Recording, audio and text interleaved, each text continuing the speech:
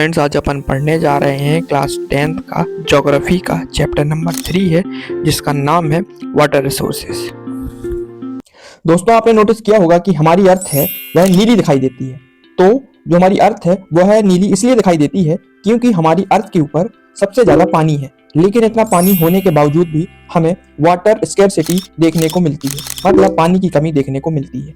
तो इस चैप्टर में हम इसी वाटर स्कैर्सिटी के बारे में पढ़ेंगे कि वाटर स्कैर्सिटी क्या होती है और अर्थ पर इतना पानी होने के बाद भी हमें ये क्यों देखने को मिलता है। इसके साथ साथ हम पढ़ेंगे वाटर कंजर्वेशन के बारे में और मैनेजमेंट के बारे में पढ़ेंगे, मल्टीपर्पज प्रोजेक्ट के बारे में पढ़ेंगे और रेन वाटर हार्वेस्टिंग के बारे में पढ़ेंगे और भी कई सारे टॉपिक के बारे में पढ़ेंगे जो कि वाटर रिसोर्सेज से रिलेटेड है। तो चलिए स्टार्ट करते हैं। तो ये हमारी अर्थ है, उसमें 3/4 पोर्शन में पानी से कवर है, यानी कि अर्थ पर बहुत ज़्यादा पानी है। लेकिन प्रॉब्लम ये है कि इस पूरे पानी का यूज हम नहीं कर सकते, क्योंकि अर्थ के टोटल वाटर में से जो 96.5% है पानी है, वह क्या वाटर है? ओशन वाटर है, यानी समुद्र का पानी है। और हमें पता है कि जो समुद्र का पानी होता है वह काफ़ी ज़्यादा साल्टी होता है, मतलब नमकीन होता है। इसलिए फ़िलहाल उसे अभी हम यूज नहीं कर सकते, क्योंकि हमारे पास इतने पैसे नहीं हैं कि हम उसे फ़िल्टर कर सकें। लेकिन जो टोटल वाटर में से 2.5% वाटर है, वह ऐसा पानी है जो कि फ्रेश वाटर है, यानी कि पीने लायक है। लेकिन यहाँ पर भी एक प्रॉब्लम है। अब वो प्रॉब्लम क्या है कि हमारे पास जितना भी फ्रेश वाटर है, उनमें से भी जो 70% वाटर है, फ्रेश वाटर है, वह किसकी फॉर्म में सेव है? आइस शीट की फॉर्म में और ग्लेशियर की फॉर्म में जमा हुआ है। और जो बचा हुआ 30% वाटर है, वह किस फॉर्म में है? सरफेस रन ऑफ की फॉर्म में है और ग्राउंड वाटर की फॉर्म में है। मतलब जो बचा हुआ 30% वाटर है, वही यूजेबल वाटर है। तो आप देख सकते हैं हमारे पास पानी तो बहुत है, लेकिन यूजेबल वाटर है वो बहुत ज़्यादा कम है। अब आप सोच रहे होंगे कि ये हमारे लिए इनफ है। हाँ, बिल्कुल इनफ है हमारे लिए, मतलब पर्याप्त है, बल्कि मोर देन इनफ है, मतलब पर्याप्त से अधिक है। क्योंकि वाटर एक क्या है? रिन्यूएबल रिसोर्सेज है, मतलब समय के अनुसार वह रिन्यू होता रहता है, मतलब नया होता रहता है। और यह प्रोसेस किसकी मदद से होती है? बेसिकली हाइड्रोलॉजिकल साइकिल की मदद से यह प्रोसेस रिन्यू होती रहती है। अब आप में से कई सारे लोग ये भी सोच रहे होंगे कि इतना ही पानी हमारे लिए इनफ है, तो हमें डिफरेंट कंट्री में पानी की कमी क्यों देखने को मिलती है। और जहाँ तक बहुत सारे साइंटिस्टों ने ये भी प्रेडिक्ट किया है कि 2025 आते आते वर्ल्ड में 2 बिलियन लोग, यानी 2 करोड़ लोग पानी की कमी से पीड़ित रहेंगे, मतलब पानी की कमी को झेलेंगे। तो ऐसा क्यों है? तो मैंने आपको प्रीवियस चैप्टर में समझाया था कि अगर हम नेचर की किसी भी चीज़ को अपनी नीड के लिए, मतलब अपनी ज़रूरत के लिए यूज करेंगे, तो वह हमारे लिए इनफ क्वांटिटी में रहेगा, मतलब पर्याप्त मात्रा में रहेगा। लेकिन हम अपनी ग्रीड के लिए उसे यूज करते हैं, मतलब अपनी लालच के लिए उसे यूज करेंगे, तो वह इनफ क्वांटिटी में हमें देखने को नहीं मिलेगा, चाहे वो कितना ही बड़ा रिन्यूएबल रिसोर्सेज क्यों ना हो, क्योंकि तब भी हमें उसकी कमी जरूर महसूस होगी। यानी हमें क्या देखने को मिलेगा? वाटर स्कैर्सिटी देखने को मिलेगी। इसी केस में जो वाटर है तो वो रिन्यूएबल रिसोर्स है, लेकिन फिर भी उसकी कमी हमें देखने को मिलती है, क्योंकि हम अपनी ग्रीड के लिए उसका ओवर यूज करते हैं और उसे क्या करते हैं? एक्सप्लॉइट करते हैं। तो इसी चीज़ को अपन डिटेल में डिस्कस करते हैं। तो हमारा टॉपिक है what is water scarcity and the need for water conservation and management. तो हम समझने की कोशिश करते हैं कि वाटर स्कैर्सिटी क्या होती है। तो बेसिक डेफिनेशन है कि the shortage of water is called water scarcity, मतलब पानी की कमी हो जाने को ही अपन क्या कहते हैं? वाटर स्कैर्सिटी कहते हैं। जैसे कि अपन एक एग्जाम्पल से समझने की कोशिश करते हैं कि आपको जो दिखाई दे रहा है कि जो राजस्थान की महिलाएं हैं, वह अपने सिर पर कई सारे मटके रखे हुए हैं और काफ़ी दूर तक ट्रेवल करते हुए पानी भरने के लिए जा रही हैं, क्योंकि राजस्थान में बहुत कम वर्षा होती है और राजस्थान में ज़्यादातर एरिया होता है वो ड्रॉट प्रोन एरिया देखने को मिलता है, मतलब वहाँ पे कम बारिश होती है।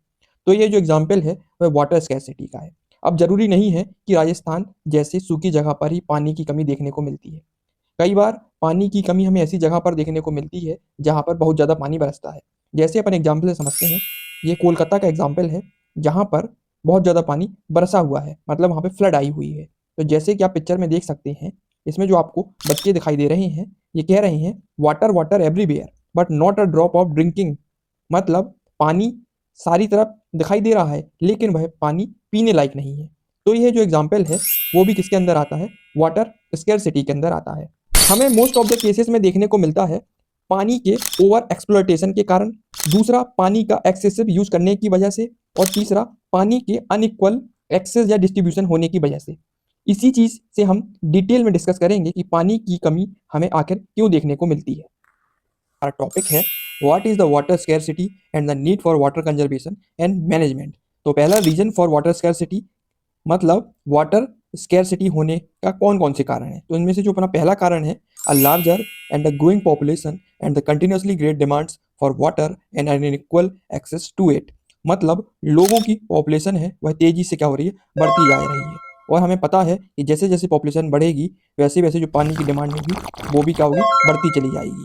बट वाटर है वो तो फिक्स क्वांटिटी में है। तो हमें ऐसे में जो रिच लोग होते हैं, मतलब जिनका पैसा ज़्यादा होता है, वो लोग क्या करते हैं, ईजिली एक्सेस कर पाते हैं वाटर को, मतलब उनके तक पानी ईजिली तरीके से पहुंच पाता है। वहीं जो पुअर लोग होते हैं, मतलब जो गरीब लोग होते हैं, वहां तक पानी पहुंचने में बहुत ज़्यादा प्रॉब्लम होती है। मतलब है बूंद बूंद पानी के लिए भी तरस जाते हैं। अब ऐसा क्यों है? क्योंकि जब आप देखते हैं कि जो रिच लोग होते हैं उनके घरों में हमें स्विमिंग पूल देखने को मिलते हैं, वहीं जो पुअर लोग होते हैं बेचारे वह पानी के लिए, एक एक बूंद पानी के लिए क्या हो जाते हैं, तरस जाते हैं। यानी कि हमें अनएक्सेस वाटर डिस्ट्रीब्यूशन देखने को मिलता है, मतलब सही तरीके से वाटर का डिस्ट्रीब्यूशन नहीं देखने को मिलता है। तो पहला रीजन यही था, पॉपुलेशन बढ़ रही है और पानी की डिमांड भी बढ़ रही है, जिस वजह से पानी अमीर तक तो पहुंच पा रहा है और गरीब को वाटर स्कैरसिटी से जूझना पड़ रहा है। यानी कि पानी का अनएक्सेस देखने को मिल रहा है, मतलब डिस्ट्रीब्यूशन सही तरीके से देखने को नहीं मिल रहा है।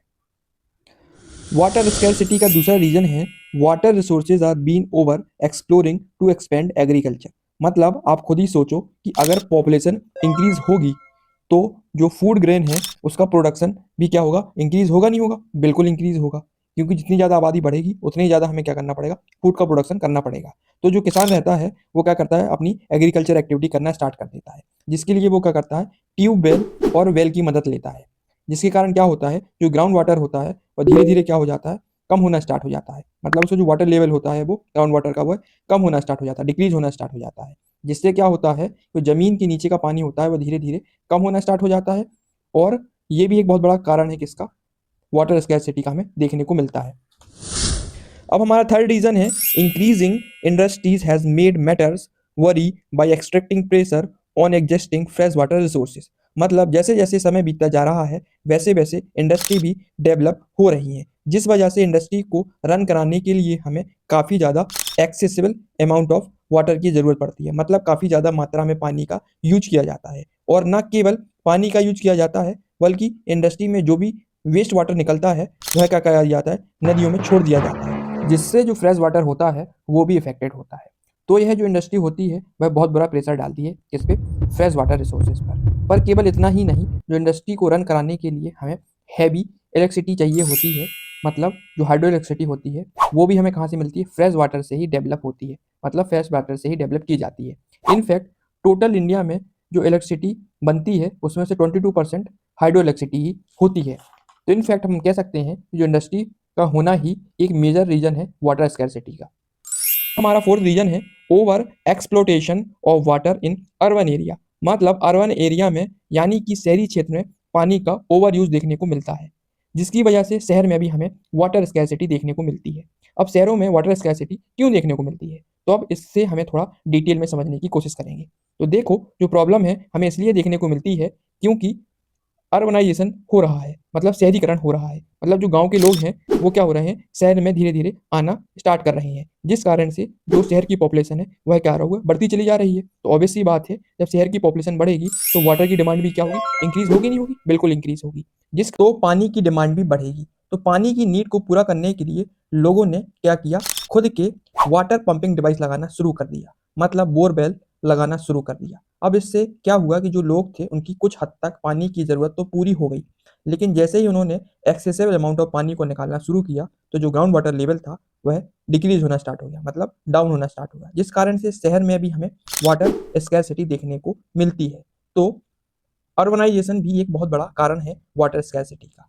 हमने जितने भी रीजन डिस्कस किए थे वाटर स्कैरसिटी के, ये सारे के सारे कैसे थे, क्वांटिटेटिव थे रीजन थे, मतलब पानी की अवेलेबिलिटी ही नहीं थी। लेकिन अब जो हम रीजन डिस्कस करेंगे वह रहेंगे क्वालिटेटिव रीजन रहेंगे, मतलब पानी तो होगा बट वह पानी पीने लायक नहीं होगा। तो वाटर स्कैरसिटी का पांचवा रीजन है The area where water is sufficient available to meet our need of the people, but the area still suffering from water scarcity due to bad quality of water. मतलब लोगों की जरूरत के लिए पानी कई जगहों पर सफिशिएंट अवेलेबल होता है, लेकिन फिर भी पानी की कमी हमें देखने को मिलती है। ऐसा क्यों? इसलिए होता है क्योंकि वाटर अवेलेबिलिटी तो है, बट वह बैड क्वालिटी है, मतलब वह पीने लायक नहीं है। अब वह पीने लायक क्यों नहीं है? तो ऐसा इसलिए है क्योंकि जो घरों से और इंडस्ट्री से जो वेस्ट निकलता है वह सीधे कहाँ मिला दिया जाता है? पानी में छोड़ दिया जाता है, जिससे जो पानी होता है वह पॉल्यूटेड हो जाता है। दूसरा, हम खेती के लिए कई सारे केमिकल्स का, फर्टिलाइजर का और पेस्टिसाइड का यूज करते हैं, तो ये सारी चीज़ें जब लैंड से वाटर तक पहुंचती हैं तो ये वाटर होता है वह काफ़ी हद तक नुकसानदायक हो जाता है लोगों के लिए। तो यहाँ तक हमने कई सारे रीजन डिस्कस किए थे जो कि रिस्पॉन्सिबल थे वाटर स्कैरसिटी के लिए। अब हम सारे रीजन को एक बार समराइज करने की कोशिश करते हैं। तो सबसे पहले जो हमने पढ़ा था वो था ग्रोइंग पॉपुलेशन। दूसरा हमने जो रीजन पढ़ा था वो था इंटेंसिव एग्रीकल्चर। तीसरा रीजन जो हमने पढ़ा था वो था इंडस्ट्रियलाइजेशन। चौथा फैक्टर जो हमने पढ़ा था वो था अर्बनाइजेशन। और पांचवा फैक्टर जो अपन ने अभी पढ़ा है वो है वाटर पॉल्यूशन। आई होप आपको समझ में आ गया होगा कि वाटर स्कैरसिटी के पीछे कौन कौन से रीजन जिम्मेदार हैं।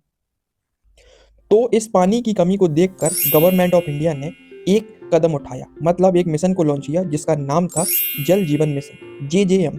इसकी जो शुरुआत की गई थी basically to improve the quality of life and in change ease of living of people specially those in rural area. मतलब रूरल एरिया में जो लोग रहते हैं उनकी लाइफ को बेहतर बनाने के लिए इस मिशन को लॉन्च किया गया था। इस मिशन का जो मेन ऑब्जेक्टिव था, यानी जो मेन गोल था कि हर एक ग्रामीण परिवार को पोर्टेबल पाइप वाटर की सप्लाई मिल रही है कि नहीं मिल रही है। इस मिशन के मुताबिक हर एक व्यक्ति को पर डे 55 लीटर पानी की रेगुलर बेसिस मिलना चाहिए। यही इस मिशन का मेन ऑब्जेक्टिव था। अब एक क्वेश्चन राइज होता है कि why we do need for water conservation and management, मतलब पानी का कंजर्वेशन और मैनेजमेंट करने की क्या जरूरत है। तो ऐसा इसलिए करने की जरूरत है क्योंकि अगर हम पानी को बचाएंगे नहीं और मैनेज नहीं करेंगे तो हमें कई सारी प्रॉब्लम देखने को मिल सकती है। जैसे कि हम बात करें हेल्थ हजार्ड देखने को मिल सकता है, यानी कि हमें बीमारियां को देखने को मिल सकती है। दूसरा, हमें फूड सिक्योरिटी देखने को मिल सकती है, यानी कि हमें खाने की कमी को देखने को मिल सकती है, क्योंकि हम अगर वाटर को मैनेज नहीं करेंगे तो जो क्रॉप का प्रोडक्शन है वो भी धीरे धीरे कम हो जाएगा, जिस कारण से हमें फूड सिक्योरिटी देखने को मिलेगी, मतलब हमें खाने की कमी देखने को मिलेगी। तीसरा, अगर हम पानी को कंजर्व नहीं करेंगे या मैनेज नहीं करेंगे तो हमें जो हमारा पूरा नेचुरल इकोलॉजिकल सिस्टम है या इको सिस्टम है वह धीरे धीरे क्या हो जाएगा, डिग्रेड हो जाएगा, यानी कि खत्म हो जाएगा। इतना ही नहीं, अगर हमने ऐसे ही पानी को एक्सप्लोरेशन या मिसमैनेज किया तो आने वाले समय में जो हमारा इकोलॉजिकल क्राइसिस भी है उसे भी हमें देखने को मिल सकता है।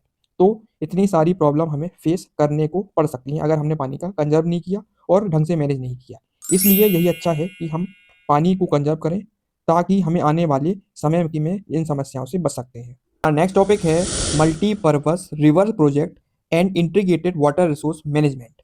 जैसे कि मैंने आपको समझाया था कि पानी को कंजर्व और मैनेज करना चाहिए, लेकिन क्वेश्चन अब ये राइज होता है कि हम वाटर को कंजर्व और मैनेज कैसे कर सकते हैं। How to be conserve and manage water resources.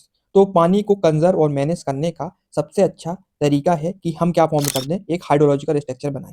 Hydrological structure का मतलब होता है पानी के ऊपर या पानी के अंदर से एक ऐसा स्ट्रक्चर कंस्ट्रक्ट करें जिसकी हेल्प से हम पानी को स्टोर कर सकते हैं और उसके फ्लो को मैनेज कर सकते हैं। जैसे कि हम डैम फॉर्म कर सकते हैं, इसी प्रकार से हम कैनल्स बना सकते हैं, इसी के साथ साथ हम रिजर्वायर फॉर्म कर सकते हैं और साथ साथ हम चाहें तो लेक के फॉर्म में भी इसको पानी को स्टोर कर सकते हैं। ये सब एग्जाम्पल हाइड्रोलॉजिकल स्ट्रक्चर के अंदर आते हैं। अब दोस्तों, ऐसा नहीं है कि हम अभी से हाइड्रोलॉजिकल स्ट्रक्चर बनाना सीखे हैं, बल्कि इंडिया में कई साल पहले से ही हाइड्रोलॉजिकल स्ट्रक्चर बनाना शुरू हो गए थे पानी को कंजर्व और मैनेज करने के लिए। तो चलिए देखते हैं कि इंडिया में पुराने समय में यानी कि एंशिएंट टाइम में कौन कौन से हाइड्रोलॉजिकल स्ट्रक्चर बनाए गए थे। तो हमारा नेक्स्ट टॉपिक है hydrological structure in ancient India. तो शुरुआत में यानी कि 1st सेंचुरी BC में इंडिया में श्रीरंगावीरापुरम नामक जगह पर, जो कि इलाहाबाद के पास मौजूद है, वहां पर गंगा नदी के बाढ़ के पानी को चैनल करने के लिए सफोकेटेड वाटर हार्वेस्टिंग सिस्टम बनाया गया था, ताकि गंगा नदी के बाढ़ के पानी को चैनल करके उसे इरिगेशन के लिए यूज किया जा सके। जैसे कि आप इस इमेज में देख सकते हैं, ये इंडिया की ओल्डेस्ट हाइड्रोलॉजिकल स्ट्रक्चर में से एक है। इसी तरह से चंद्रगुप्त मौर्य के समय भी काफी बड़ी स्केल पर डैम्स, लेक्स और कई सारे इरिगेशन सिस्टम बनाए गए थे। आज के समय पर भी कलिंगा, नागाकुंडा, बेन्नूर, और काथापुर जैसी जगहों पर हमें कई सारे साक्ष्य देखने को मिलते हैं, मतलब एविडेंस देखने को मिलते हैं, जिससे हमें यह पता चलता है कि पहले के समय भी इरिगेशन सिस्टम वर्क हुआ करता था। सिमिलरली 11वीं सेंचुरी में भोपाल लेक का निर्माण कराया गया था, जो कि अपने समय की लार्जेस्ट आर्टिफिशियल लेक में से एक थी। इसके बाद 14वीं सेंचुरी में हौस खास दिल्ली के अंदर एक टैंक का निर्माण कराया गया था इल्तुतमिश के द्वारा, ताकि श्री फोर्ट एरिया में पानी की सप्लाई बनी रहे। तो आप देख सकते हैं कि पुराने समय पर भी कई सारे हाइड्रोलिक स्ट्रक्चर बनाए जाते थे ताकि पानी को कंजर्व और मैनेज कर सके। इसी तरह आज के समय कई सारे हाइड्रोलिक स्ट्रक्चर बनाए जाते हैं, लेकिन हमें केवल इस चैप्टर में एक ही तरीके हाइड्रोलिक स्ट्रक्चर के बारे में पढ़ना है, जो कि है डैम। तो सबसे पहले हम जानेंगे कि व्हाट इज डैम, डैम क्या होता है, और साथ साथ हम जानने की कोशिश करेंगे कि डैम की मदद से हम वाटर को कंजर्व और मैनेज कैसे कर सकते हैं। तो सबसे पहले हम समझेंगे कि व्हाट इज डैम, डैम क्या होता है।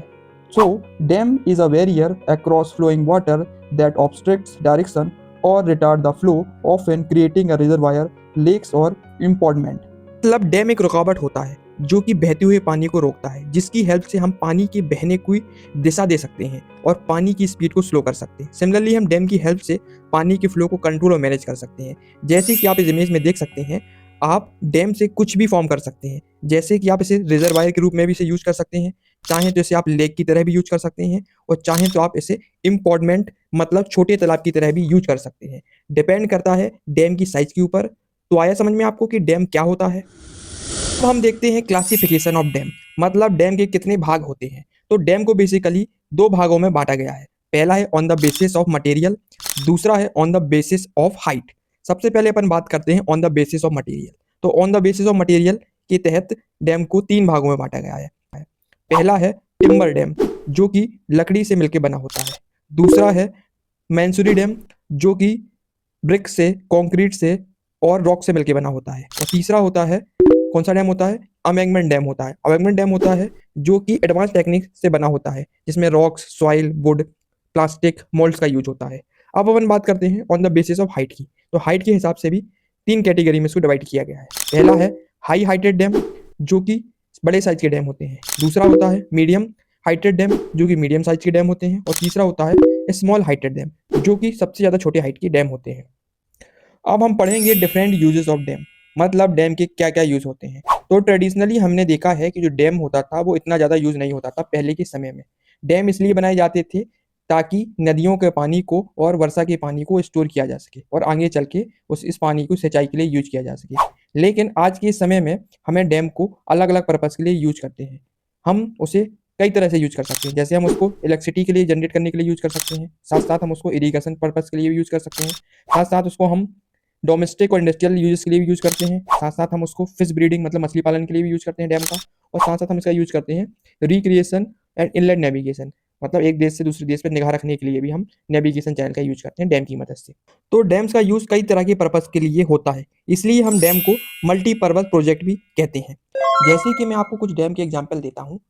पहला एग्जाम्पल है महानदी बेसिन के ऊपर बना हुआ एक डैम कंस्ट्रक्ट किया गया था, जिसका नाम था हीराकुंड डैम। इसका जो मेन पर्पस था, पहला काम था इसका वाटर को कंजर्व करना, और दूसरा इसका काम था कि फ्लड को कंट्रोल करना, माने बाढ़ के पानी को कंट्रोल करना। सिमिलरली सतलुज ब्यास बेसिन के ऊपर भी जो प्रोजेक्ट लॉन्च किया गया था, उसका नाम था भाखड़ा नागल डैम। इसका जो मेन पर्पस था, पहला इसका काम था कि हाइड्रोइलेक्ट्रिसिटी को क्या करना था, प्रोड्यूस करना था, और साथ साथ इसको इरीगेशन के लिए पानी देना इसका काम था। तो इसलिए इस तरीके से भारत में कई तरह के मल्टीपर्पज प्रोजेक्ट लॉन्च किए गए थे ताकि पानी को कंजर्व किया जा सके और उसे मैनेज किया जा सके। डैम की इतनी सारी खूबियां देखकर जवाहरलाल नेहरू ने कहा था कि जो डैम होता है वह टेम्पल होता है मॉडर्न इंडिया का। उन्होंने इसे इसलिए कहा था क्योंकि डैम के इतने सारे एडवांटेज देखने को मिलते हैं। लेकिन दोस्तों, इसके बनाने के पीछे इतने सारे फायदे तो हैं, लेकिन फिर भी a large number of people in multiple project और डैम्स का विरोध करते हैं।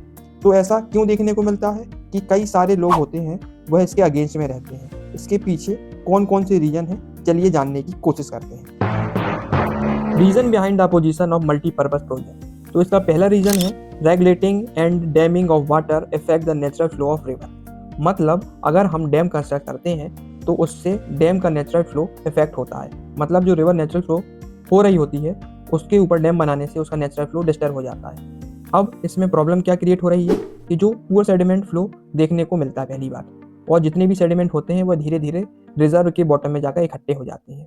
अब आपको इस डायग्राम की मदद से समझाने की कोशिश करता हूँ। मान लेते हैं कि ये डैम है और यहाँ हमें रिवर दिखाई दे रही है, और इस रिवर के ऊपर एक डैम बना हुआ है। अब जो वाटर का फ्लो है करेगा वह धीरे धीरे आसानी से वाटर क्या हो जाएगा, यहाँ से पास होकर निकल जाएगा। बट जो सेडिमेंट रहेंगे, छोटे छोटे कंकड़ पत्थर रहेंगे, ये आपको दिखाई दे रहे हैं, ये क्या होंगे, धीरे धीरे बॉटम में जाकर इकट्ठे हो जाएंगे। माने बॉटम में क्या हो जाएंगे, रॉक बेड बना लेंगे, वे इकट्ठा हो जाएंगे।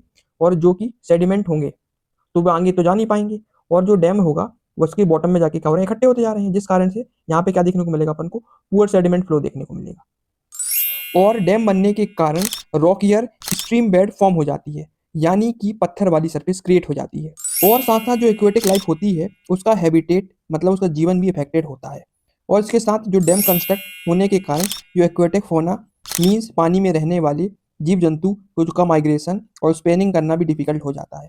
इसके अलावा जो डैम और एयरवायर एग्जिस्टिंग करते हैं उनके आसपास कई सारे पेड़ पौधे और मिट्टियाँ होती हैं, वह पानी में सबमर्ज हो जाती है, मतलब डूबने लगती हैं, जिस कारण डिकम्पोजिशन देखने को मिलता है। मतलब बे पेड़ पौधे की जो मिट्टी होती है वो सड़ने लग जाती है, यानी कि खराब होने लग जाती है। दूसरा रीजन है multipurpose project and the large dam has also been the cause of many new social movement like the Tehri dam andolan and the Narmada Bachao Andolan. मतलब जब मल्टीपर्पज प्रोजेक्ट या डैम का कंस्ट्रक्शन होता है तो उसके विरोध में कई सारे सोशल मूवमेंट देखने को मिलते हैं, यानी कि सामाजिक आंदोलन देखने को मिलते हैं, जैसे तहरी तहरी डैम आंदोलन और नर्मदा बचाओ आंदोलन। अब ये ऐसा क्यों होता है, ऐसा इसलिए होता है क्योंकि लार्ज स्केल में डिस्प्लेसमेंट होता है लोकल कम्युनिटी का। मतलब जिस जगह पर डैम कंस्ट्रक्ट होता है उसके आसपास के लोगों को वहां से हटा दिया जाता है, और फिर वहां पे लोग क्या करते हैं, आंदोलन करते हैं, क्योंकि लोकल लोगों को अपनी लैंड और अपनी लाइवलीहुड छोड़ना पड़ता है। इतना सेक्रीफाइस करने के बाद भी इन लोकल कम्युनिटी को डैम बनने का उतना फायदा नहीं होता जितना बाकी लोगों को मिलता है। रियल बेनिफिट जो मिलता है वो तो बड़े बड़े किसानों को, इंडस्ट्रियलिस्ट को और शहर में रहने वाले लोगों को। तो आप खुद ही देख सकते हैं कि प्रॉब्लम तो इन लोगों को हो रही है और फायदा दूसरे लोगों को उठा रहे हैं। इसलिए लोकल लोग मल्टीपर्पज प्रोजेक्ट का विरोध करते हैं और इनके विरोध में आंदोलन भी करते हैं। थर्ड रीजन है irrigation has also changing the crop pattern in many region with the farmer shifting to water intensive और कॉमर्शियल क्रॉप। तो आप देख सकते हैं कि डैम बनने के कारण किसानों ने को आराम से पानी मिलना स्टार्ट हो जाता है इरिगेशन के लिए। यह देखकर कई सारे किसान ऐसी क्रॉप उगाना स्टार्ट कर देते हैं जिसमें ज़्यादा पानी यूज होता है, बट प्रॉफिट भी इसमें ज़्यादा देखने को मिलता है। तो किसान वाटर इंस्टेंटिव और कॉमर्शियल क्रॉप को उगाना शुरू कर देता है। अब इससे क्या होता है, इससे जो सॉइल होती है ना, इसकी सैलिनिटी हो जाती है, मतलब ये मिट्टी होती है वो नमकीन होना स्टार्ट हो जाती है। तो धीरे धीरे क्या होता है, उसमें नमकीनपन बढ़ जाता है, क्योंकि खेत में क्या हो रहा था, ज़्यादा पानी आ रहा था। अब ज़्यादा पानी आएगा तो मिट्टी कैसी हो जाएगी, सलीन हो जाएगी।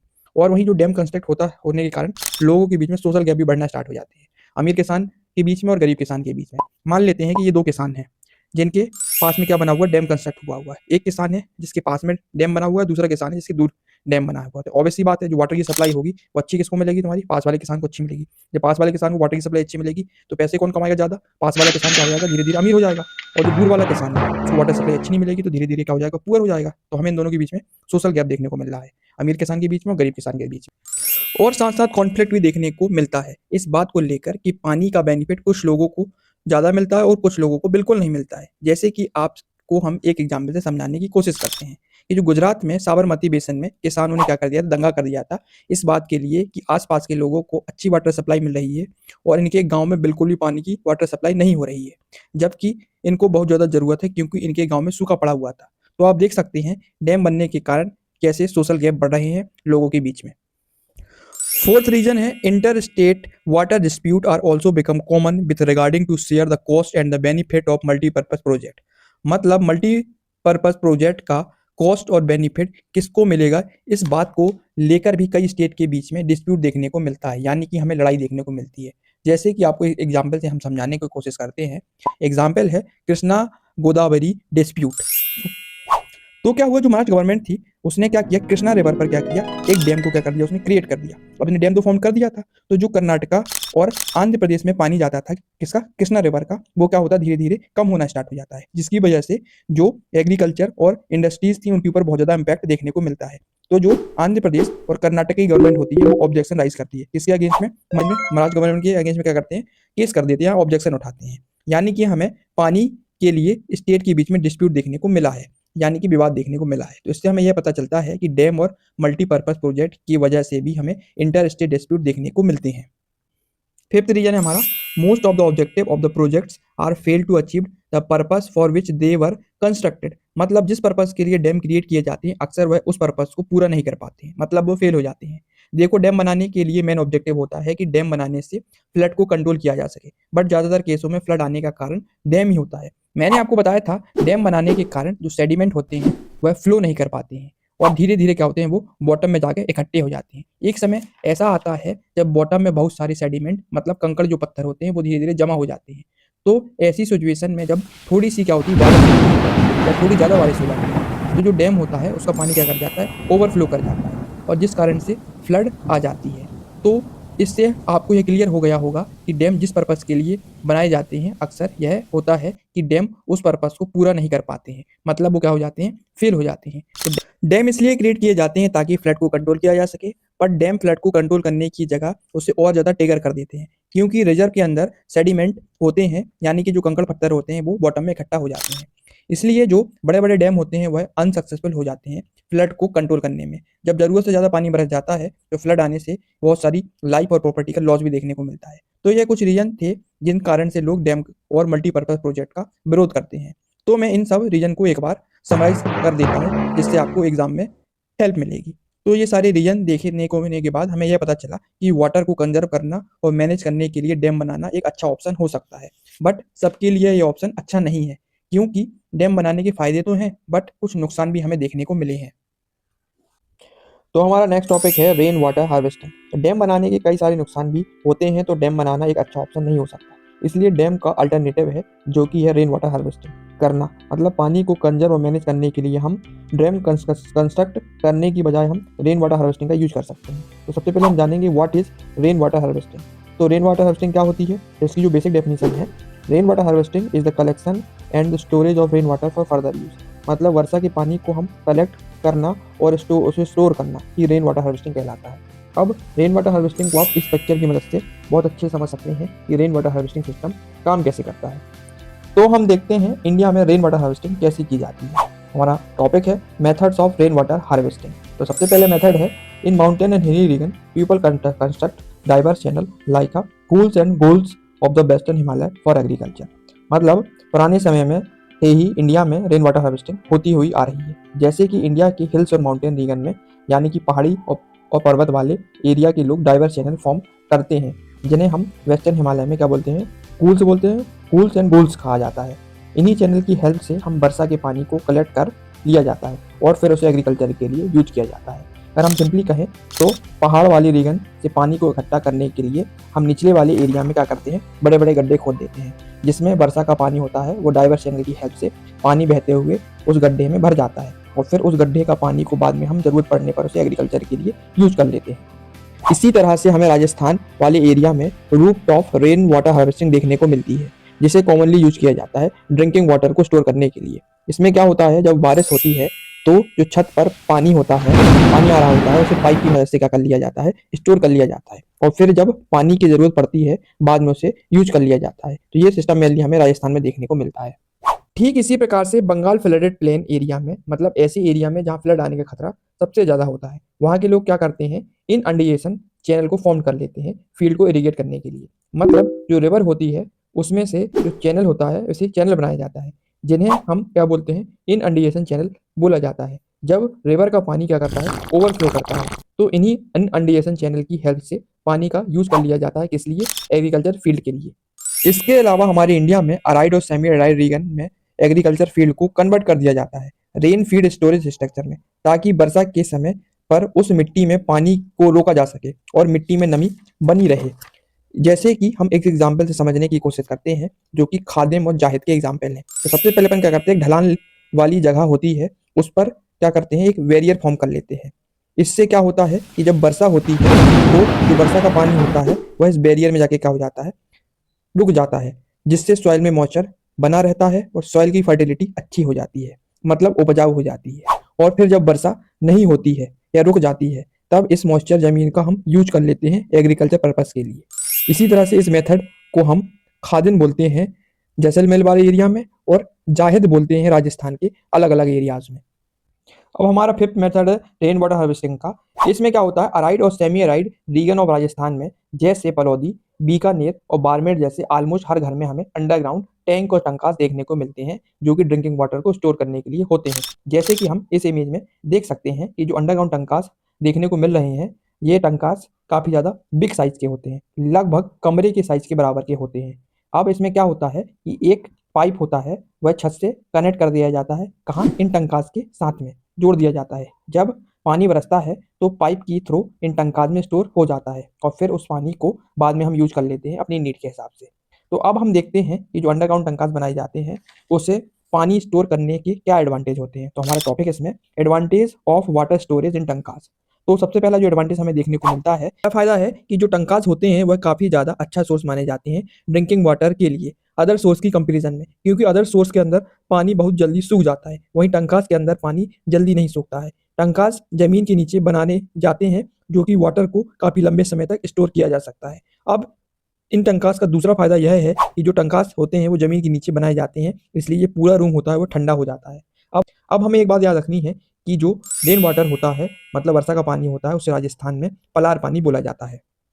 तो दोस्तों, आज के टाइम की बात करें तो जो रूफ टॉप हार्वेस्टिंग सिस्टम है वह इतना इफेक्टिव यूज नहीं हो रहा है जितना पहले होता था। इसके पीछे यह कारण है कि जो इंदिरा गांधी कैनल का कंस्ट्रक्ट कराया गया था, उससे पूरे राजस्थान में अच्छी वाटर की सप्लाई हो रही है।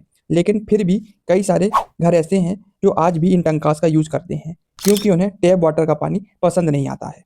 अब इसी से रिलेटेड एक विलेज की स्टोरी है जो कि हमारे सब्जेक्ट से रिलेटेड है।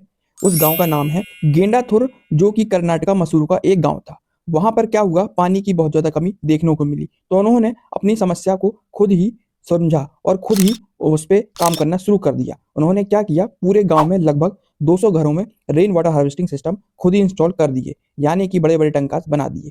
आज के टाइम की बात करें तो लगभग 200 घरों में 1 लाख लीटर वाटर को हार्वेस्ट कर लेते हैं, यानी कि वह स्टोर कर लेते हैं और वह अपने तरीके से उसे यूज करते हैं।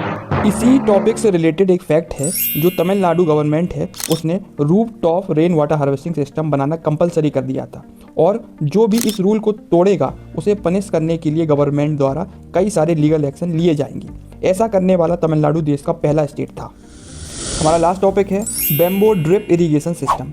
तो यह सिस्टम लगभग 200 साल पुराना सिस्टम है, जो कि मेघालय में सबसे ज़्यादा फेमस है।